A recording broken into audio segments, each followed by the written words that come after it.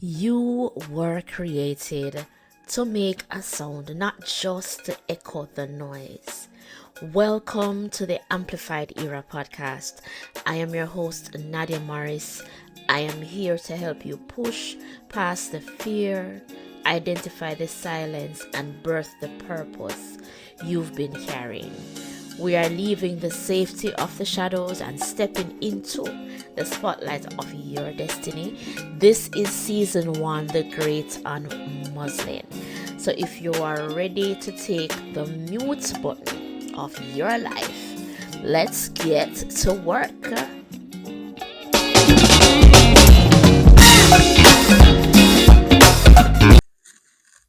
Welcome to another episode of the Amplified Era podcast. I'm your host, Nadia Morris, the Purpose Midwife, and this is the space that I've created for us to talk about all things amplified and taking up your space. So today we are on episode 4, which is avoiding the nice girl trap, and this is the last episode of phase 1, which is the awakening. And so basically what we're doing is closing the door on people pleasing, that version of ourselves that we need to close the door on. We're closing the door on people pleasing, and we're trying to redefine what nice is about. And most of us were conditioned to believe that nice equals holy, nice equals being professional. But today we are going to flip that table.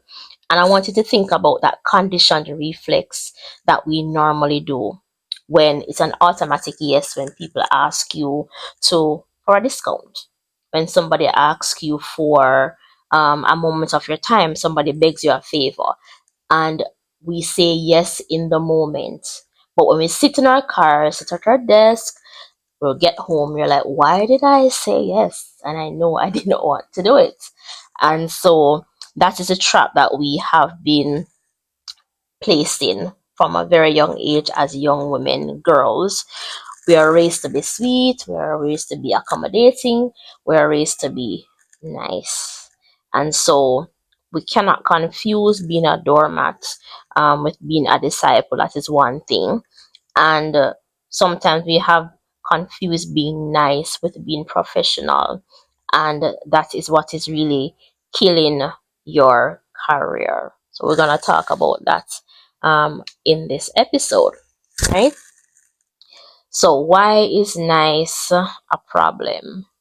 And I want to anchor this in a spiritual and professional manner as well, because I'm not out here telling you that you need to just go out there and be mean. That's not what I'm saying. And what it is that nice is rooted in fear, and it's the desire to be liked, a desire to be liked, to avoid conflict, to appease others, and it's just you being fundamentally dishonest with yourself because you're really hiding your true feelings to keep the peace. So that is what nice is about. But being kind and professional is about being rooted in truth. It's about your ability to state your boundaries, to give clear feedback, and to hold standards without attacking the person. And really and truly, if you really think about it, being nice is really a form of idolatry.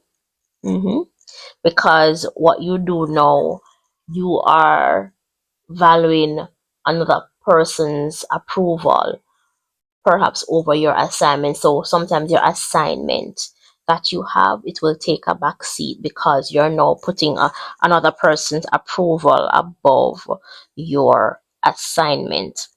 And being honest, well, being nice is being dishonest actually, because if you say yes when you really want to say no, what you're really doing is you're lying. And I want to point out very quickly, if you think about the fruit of the Spirit, nowhere in the scripture did you hear that nice was a fruit of the Spirit, but kindness is. And so niceness is about keeping you comfortable. And kindness is about telling the truth in love, even when it hurts. And when you think about, even in corporate, nice people enable dysfunction. Let's just call it what it is. Nice people enable dysfunction.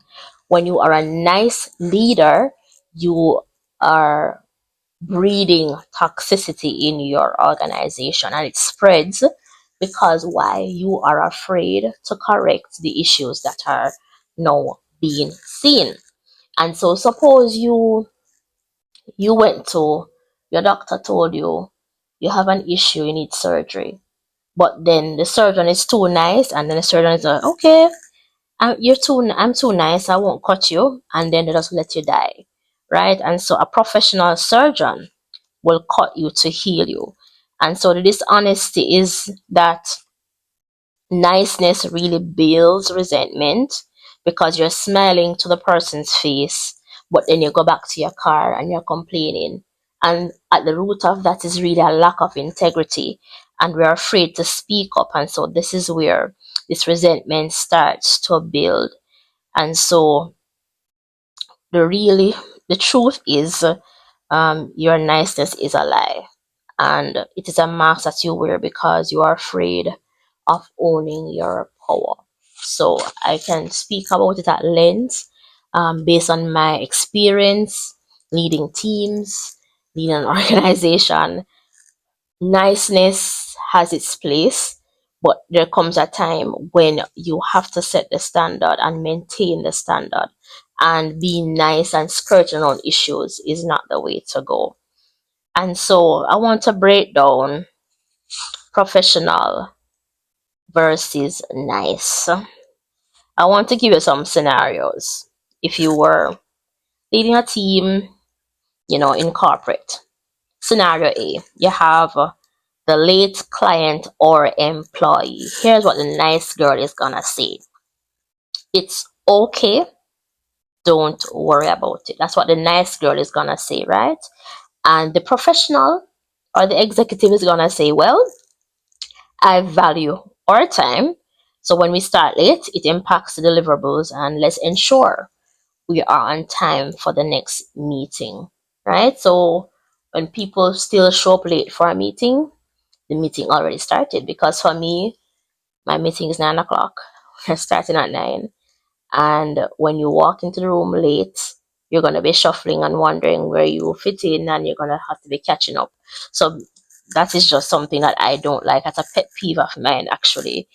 When people are late, I just carry on and do what I have to do. The next scenario is the low ball offer. The nice girl says, oh, I understand the budget cuts. Maybe we can work something out. But the professional is going to say, I understand your budget constraints. However, my rates are reflective of the value provided.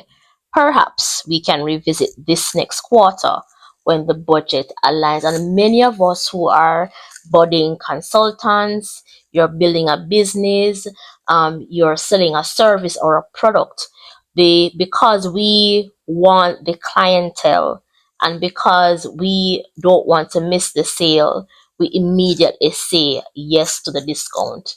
And that is showing persons that, oh, that's I did think right about you. I don't value what you offer, and so I asked you for a discount and you gave it to me. Yeah, I don't value what you provide. That is what it's saying, actually. And sometimes you're in a meeting, this is scenario C, and you're being interrupted, and the nice girl is gonna sit down and just stop and let them speak. But what you should have done was to hold up your hand, indicate I have not finished my point, so please let me conclude. That is what the professional says. So it's basically you owning the space that you're in, and don't allow persons to, push you in a corner to say that, oh, women, this is who you are, this is what you're supposed to be doing. So yeah, nice. You're supposed to be nice and do what you're told and do what is expected of you. And so I read a book some years ago called Nice Girls Don't Get the Corner Office. And I believe it's by Dr. Louis Frankel. I don't want to butcher her name. But the core premise of this book is that the behaviors that girls are rewarded for in childhood, being quiet, being compliant, being nice, being helpful, are the same exact behaviors that punish women in adulthood. And what we notice is that the workplace does not reward little girls, they reward women leaders. And I distinctly remembered in the the first recruitment process for the executive director position. And you're gonna want feedback about what you did wrong, what you could improve on to better your chances next time around, if there's a next time around. And what I was told is that yes, you have you look you look the part, but you are too nice. You look the part, but you're too nice. And the thing about you having executive presence is you have to command the space, not just how you look, but how you speak and how you carry yourself. And so I had to sit down and learn that you have to start showing up as an executive for persons to take you seriously. So you have to make that shift of girl versus woman when you become an adult, because really what the girl does, the girl, she asks for permission, she seeks to be liked, she avoids conflict, and she focuses on working hard. But the woman, which you are shifting into, is one who takes initiative, she seeks to be respected, she navigates conflicts, and she focuses on strategic relationships. And so there are three mistakes that are highlighted in this book. And the first one, which we are very much known for, taking a poll before deciding. And so the nice girl goes around the office and asks everyone, what do you think about this? What do you think about that? Before making a move. And what she wants is consensus because she's afraid of being wrong. And I had to learn that very quickly, that you have to learn to make decisions, gather your data, make the call. And a professional and a woman, she understands that leadership is going to be lonely, and you cannot vote your way in every decision. Every decision is not a democracy. So that is something I had to learn very quickly, that you just need to make a decision and stand by a decision and move on. And so the number two mistake is feeding others. Mhm. You're bringing the donuts, you're planning the potluck, and you're keeping the candy jar on your desk. And I was known for this because, yes, you're big on the team building, and so you're gathering everybody around and you want to feed everybody. So, what they're going to brand you as is the office mom, the nurturer, and not the executive. And so, what you have to start doing is to shift your way out of certain things, and don't be caught doing that too much. Stop feeding people. But you are there to feed strategy, not just stomachs. And the other issue that we noticed in that book is minimizing your work, minimizing your work, where you're complimented. And I spoke about this before last week, in your muffled era, or I'm just happy to be here, or it was just nothing, I was just lucky. Those things make you seem as if you're not owning your space. And so what does a professional say? She says, thank you, I worked hard on that, and I'm glad it paid off. So you start to own. And it's not really arrogance for taking the credit of what was done, it's really accuracy because you did the work and here we are. All right. So I want to be clear that professionalism is not about being mean, it is about being very clear, right? And so we have to be careful about that. All right. So I want to give you some tips. Um, well, instead of acting like a girl and start acting like a woman. And the first thing I would say is to stop apologizing for taking up space or speaking. So if you want to act like a woman, you have to start making and speaking using declarative statements. So you're in a meeting and you're not speaking up, or you said, "Oh, I'm sorry, I have this to add." No, I would say I recommend A, B, and C versus I think I believe that, right? So you have to be decorative. You have to say, I recommend, this is my suggestion, right? And the next thing, many of us are guilty of this. We think that because we're working hard and we're working in silence, waiting for people to notice you. But what I've learned is that you have to market your achievements to the right people. So I would have spoken at length before in different forums with other persons that if you are seeking to matriculate into leadership, you cannot believe that you are going to be seen because you're simply working hard behind the scenes. You have to talk about what you're doing. You have to sell what you're doing. You have to put yourself out there to really tout or toot the horn that of what you're doing. You have to be out there. You cannot sit and wait on chance and luck to get what you're doing out there. And sometimes we, as girls, we protect others to keep the peace. And what a woman does is she sets the boundaries to protect the peace, right? And so you have to be clear on that. You have to be clear on that, setting the boundaries because it cannot be all and sundry doing what they want, when they want, how they want. You have to set the boundaries.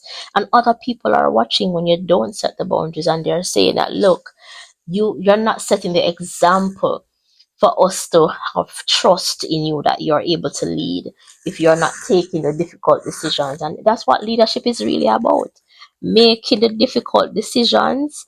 And are just gonna get hurt, and persons are gonna feel disadvantaged, disenfranchised. But at the end of the day, as a leader, you'll have to make a decision for the greater good, and you have to look out for the company's interests as well. The other thing that we find is when girls behave like girls, we're asking for permission. I learned this tip.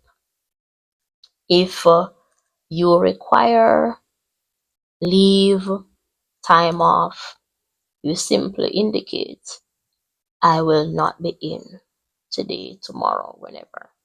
You don't explain why you are not going to be there. You assume authority as a woman.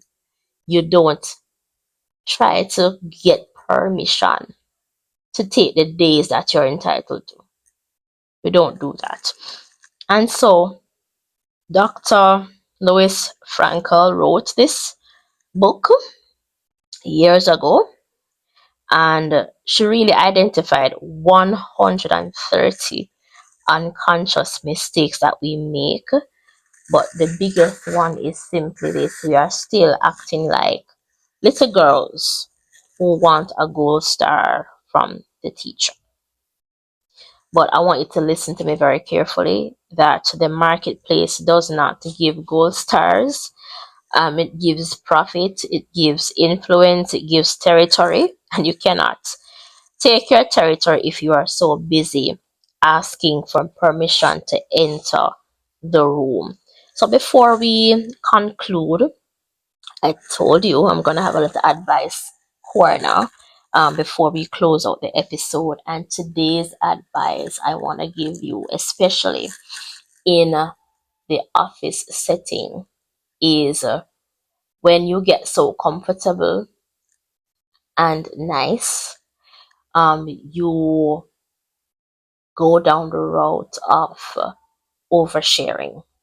So, as a leader, I've learned this the hard way. In my corporate career, I've learned it the hard way that it's nice to go to work and have people who you can call a friend, but you have to be careful when you do that in the workspace. And my mantra is sometimes, yes, you're cordial and you're professional, and we're gonna keep it nice, cool, collected.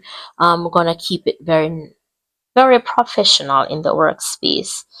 And I've learned to stop oversharing because why? And I'm so glad I saw that pop up in my social media today because it says when you overshare, people look at you different. And would you want persons to have access to your personal information in the workspace about your private life, um, just running around that information? Would you want other persons to really know about your private life? So that is one thing when we slip into that nice phase and you're comfortable, we tend to go down a road where we overshare and we go down a road that doesn't make sense in the long run because when, if and when, I'm gonna say if, when there is a breakdown in those relationships, it is not gonna be something that is nice or pretty to see playing out in the workspace. So keep your private business at home, not in the workspace. Take it to your group of friends. You must have your trusted circle outside of work, who you know is gonna have your back, who is in your circle. That is where you take those personal concerns, or at best, you take them to God in prayer. And so we have spent 4 episodes waking up. We have removed the muzzle, we diagnosed the fear, we set the manifesto, and today we are burying the nice girl. And so, if you want to see any difference in your corporate life, in how you move up in your organization, because the fact is, perhaps being too nice is what is keeping you from moving or climbing the corporate ladder as you would like. Sometimes people just don't see you in the light of whatever promotion or where you want to be. They already have this notion in their heads about you because of how you carry yourself, how you speak. Always laughing, always giggling. That was me. And there's a time and place for everything, but when you see me and you see my face, you know it's seriousness, and you keep the laughing to a minimum. That is it. I can be a very wonderful person, but at some point, the laughing and the giggling is gonna be, we cut it. All right. And so for the next week, we start phase 2, and that is where you need a plan to walk out your purpose. So the strategy is what we're going to dive into. And we're not just going to talk about feelings, we're going to start talking about frameworks that you can employ. So I want you to bring your notebooks and to come ready and to just take your notes and to be engaged in the next session. So I am your purpose midwife. Stop being nice, start being necessary. All right, so that is it for today's episode. Thank you for joining me and see you in the next one. Bye. Thank you for stepping into the Amplified Ear with me today. If this episode sparked a fire in you, don't let it burn out. The best way to support this movement is to subscribe, leave a review, and share this episode with a woman who is ready to find her voice. You can connect with me on social media at Nadia the Purpose Midwife to keep the conversation going. And remember, the muzzle is off, the silence is broken, and you have permission to take up space. Until next time, keep blooming.